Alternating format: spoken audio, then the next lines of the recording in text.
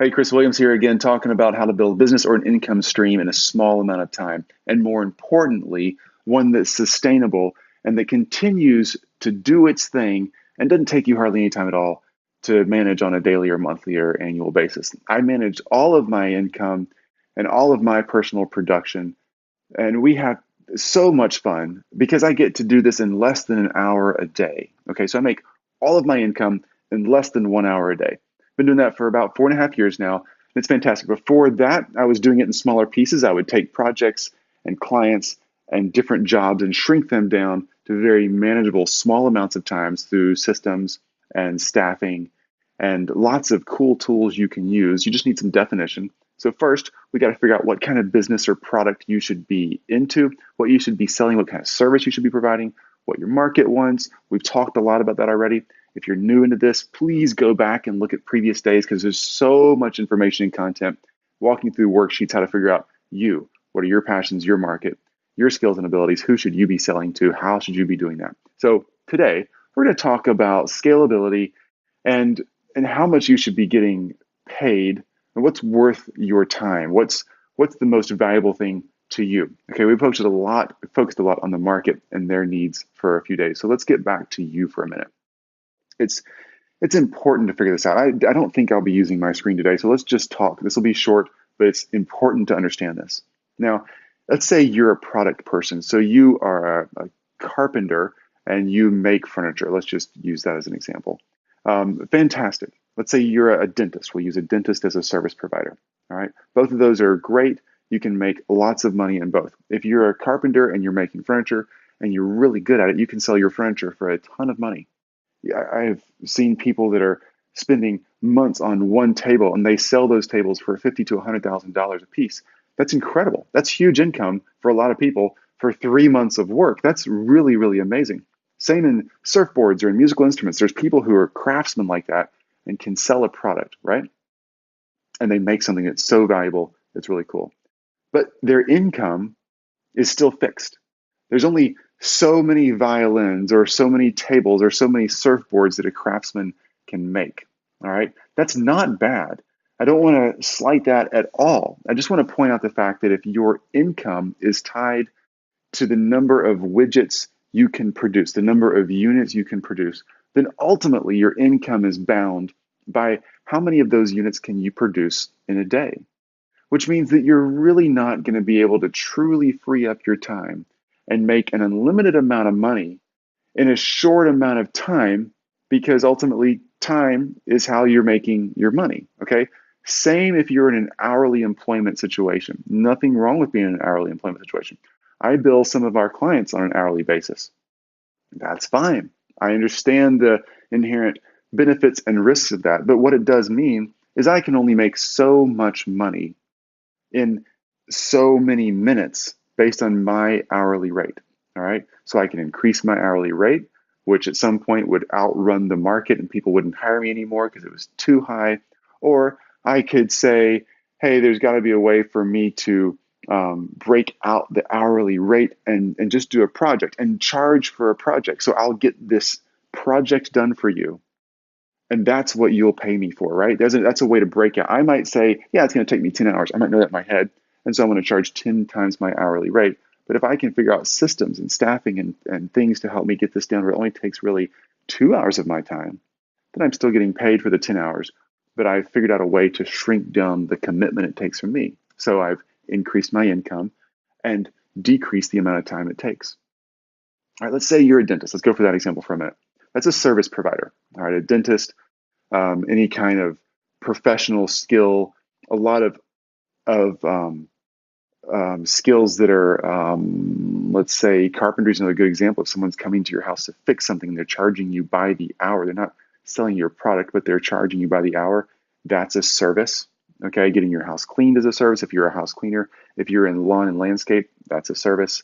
If you're teaching online courses, that's a service. If you're a teacher at a public school, that's a service. Ultimately, though, if it's based on the units you're able to provide or the service you're able to provide, and it takes you, I've never been a dentist, but let's say it takes you, 5 minutes of your time to check a teeth cleaning in your dental office.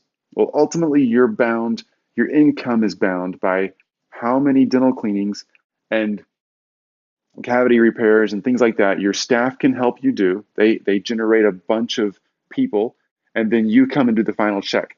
When you go to the dentist, you sit in the chair for 30 minutes, and then the dentist comes in for like 2 minutes, and they're out, right? So that's an efficient use of a dentist's time, but ultimately still, that dentist has to come see you, and they're not going to make any more money than they are by cramming as many people through the system as they can. All their staff see them, they see each one for 2 minutes and rotate around a bunch of chairs. It's still constrained. It's more efficient than if the dentist, old school style, 100 years ago, was sitting in his dental chair or working with someone in a dental chair and doing all the cleaning and all the cavities all by himself. Now, the guys and girls that I know that are dentists, they're rocking and rolling. They're way more efficient, but they're still constrained, right? They're still bound by how many people they can see. So once you start thinking through, as we go into the next session, start thinking through what's really binding my time. All right, what is your time and money connected to? Are you providing a service? And if you are you charging on a project basis? Are you charging by the hour?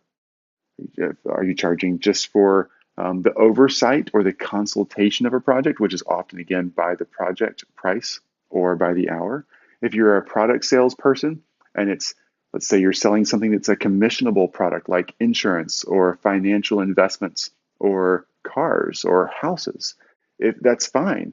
But still, your time is connected to the house that you're selling. And you say, yeah, Chris, but if I sell $1 million house, it takes just about as much effort as it does to sell a $100,000 house, but I get way more money for the $1 million house. Well, sure you do. So line up as many $1 million houses as you can get. Ultimately, you're going to tap out in your market. You're going to find that you're selling the high-end houses. You're constantly doing it. You're rocking and rolling, but still you can only sell so many. So then you say, yeah, but I get staffing and I get help and you're scaling, but it's still constrained. And again, I'm not knocking the constraint. I want you to understand the constraint that you face. So if you're in sales of a product, if it's carpentry, if it's selling houses, you ultimately have a product that you're selling, okay? The house market, just in case you're wondering, is almost a product and a service together. You're selling someone else's product. You're acting as an agent, which makes you more of a consultant, but you are truly getting a commission for the sale of the house. Unless you're a buyer's agent, you're getting a commission for the sale of the house. And that still is a product sale, right? You have to sell a product to get paid. Again, nothing right or wrong with any of this. Just understand the system. Think it through. So if you're in the product sales arena, then you have to sell or move or create a certain number of those widgets to make money. If you want to make more money, you got to do more of those things by either increasing the number of units you sell or make, or increasing the price that you charge for the units you sell or make. Those are your two options, right? And often the price increase is tough because everybody else in the market is trying to decrease their price and steal your sales. So it's, that constant tug of war. You're experiencing that if you're in that market. So we want to think through, what is your money connected to? When you make a buck, what's it connected to? If it's connected to a product, then think through total. How much time does it take me to make that product, or find, if it's a house sale, let's say, find the seller, then find the buyer and put the package together on average?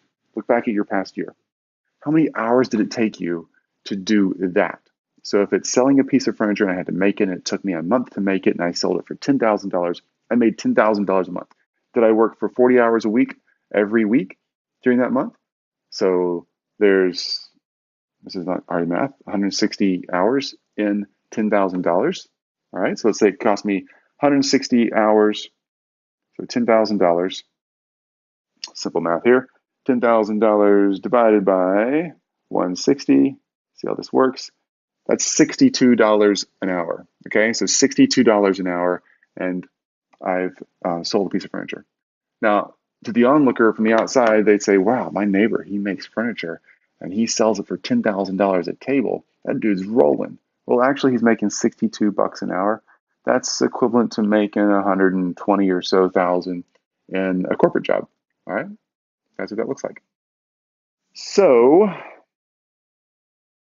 what's your hourly rate based on what you're making or selling? If it's house sales you're doing, or some other kind of product like that where it's not your creation, but you're selling someone else's creation, figure out how much time it takes you to find match, and sell that product to a buyer. Divide the profit you make off of that by the hours, and that tells you how much you're making per hour.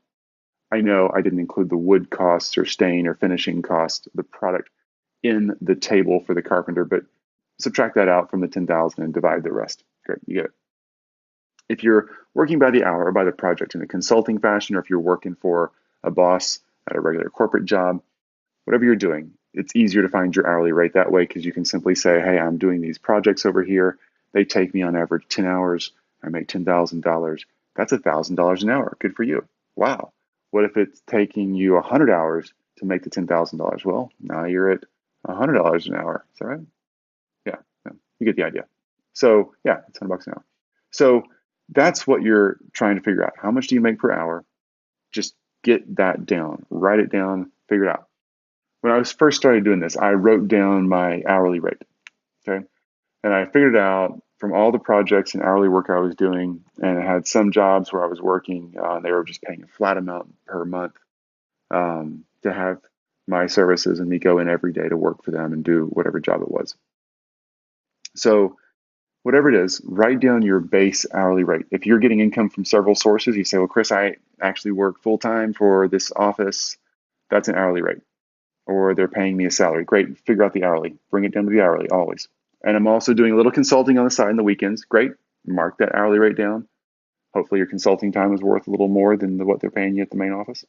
That's the way it should be. And if you're doing some project-based stuff, or you're also selling on the side, you're selling in a multi-level marketing thing, it doesn't matter to me what you're doing. Figure out how much you make per hour. Multi-level marketing is a great one to figure this out on, because a lot of people think, oh, I'm making it big in the multi-level marketing thing. I'm doing home shows. I've got my website set up. I'm asking people to come buy my product. Well, actually look at how much time you're spending on that versus how much you're making, divide it out, and see how much you make per hour. You might be making below minimum wage, and you may want to rethink that. If you're super passionate about it and you think you can set that downline system up, good for you, keep going. Nothing wrong with multi-level marketing. Those are very successful at times. They're very unsuccessful at times. Just know what you're into. All right, so once you figure out your hourly rate in whatever you're doing, mark that down, write it on a piece of paper, hang it inside your closet, hang it somewhere where you can see it. You might not want to put hourly rate on there if you don't want to show anybody else, but just write the number so you know what the number means. And that is the thing to beat. That is what we are going to start trying to crush. And we're not going to start trying to just make an extra buck an hour. We're going to try to quickly double that number, all right? So that the new thing you're doing, the new product or service you're selling, is paying you twice what you're currently getting. That is our first step, all right? Once you get that doubling effect, you'll have the mental and emotional confidence to just go for it and keep doubling and doubling and doubling and doubling. It gets exponential, it gets fantastic. And we'll also try to figure out the way to shrink that down. So there's two ways to make more per hour, if you want to say it that way. Let's say you're making $50 an hour right now, making $100,000 a year in a corporate job. That's, again, $100,000 divided by about 2,000 hours a year. That's what the average full-time person works. That's 40 hours a week times 50 weeks. So $100,000 divided by 2,000 is $50 an hour. Well, we're going to try to get you to $100 an hour really quickly, all right? Two ways to do that. You can do the same job for someone in half the time, which means you didn't double your income for the year, but you cut the time it takes to make that income in half, right? That is the same thing. It's actually better, believe it or not. But Chris, I want to double my income. You'll get there. If you can figure that out, you'll figure out how to use your other time to be even more profitable. That's a way huge win. Or you can say, hey, Chris, I'm still spending 40 hours a week doing stuff, but I figured out how to make twice as much by getting a raise from your current boss, or by doing it for other people who are willing to pay more, or by figuring out another market for your services, which we are getting into. You'll see this all starting to add up here soon. So right now, figure out what you make per hour, write it down, stick it inside your closet door or dresser or something private where you can see it, and you'll see it all the time, like every day, because that's what we're trying to beat, all right? That's the bear breathing down our back. That's what's chasing us, is that number. And we're going to way outrun that number, okay? That is your project, your homework for today. I will see you next time right here. If you have questions, if you're lost in the process, if any of this is not making sense, I am committed to making it make sense. So Chris.Williams, again, my name is Chris Williams, so Chris.Williams@Scenthold.com is my email address. All right, it's Chris, CHRIS, .WILLIAMS at Senthold, SENTHOLD.com, and I will answer your questions, point you in the right direction. And if you ask me a question, I won't mention your name or embarrass you, don't worry, but I'll probably end up turning it into another video because I want to make sure that the 100 other people who have the same question you have, that just weren't gutsy enough to ask it, I want to make sure they get the same answer. Because it's super important that you catch on to this stuff because you can free up your time and you can make a ton more money in way less time. Tons of people are doing this all over the world.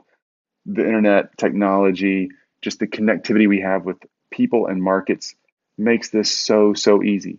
And the way people are reaching out and buying and learning, it's ripe for this thing. So follow the system. We'll teach you how to do it. I've learned from a lot of other people who are really great, just boiled it down into simple steps. That's all I'm doing here. It's working for me, works for tons of other people that work for you. All right. Talk to you soon. Thanks. Bye.